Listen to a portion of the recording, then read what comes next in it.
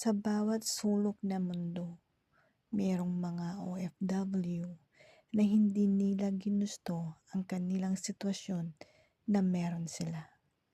Yung iba ay siniswerte, yung iba ay kabiguan, yung iba ay nalulung sa masasamang bisyo, at ang iba ay nakukulong sa mga bagay-bagay na hindi natin inaasahan sa ating buhay. Dahil lamang ito sa ating matinding pangarap na maiahon sa kahirapan ang ating pamilya at nabigyan ng magandang kinabukasan.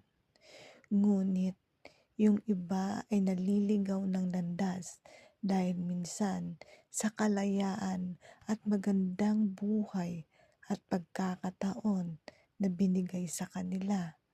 Ngunit ito ay kanilang hindi pinahalagahan.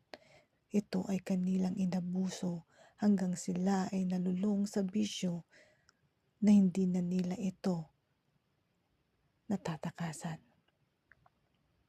Ang buhay natin bilang isang OFW ay hindi natin hawak. Ngunit kailangan natin ng akibat na pag-iingat, gambay, at mag-focus tayo kung ano ang ating mga hangarin dito sa ibang bansa. Hindi natin hawak ang buhay natin. Lahat ay pasamantala lamang sa bansa kung saan tayo naroroon. Hindi lahat ng bagay ay kaya nating punuin para sa ating pamilya. Ito ay may limitasyon dahil ang iba ay hindi kayang ibigay dahil sa tawag na propesyon o kinalaglagyan natin kung ano ang ating trabaho. Ugaliin natin parating gumastos na ayon sa ating sweldo at kakayahan at kapasidad.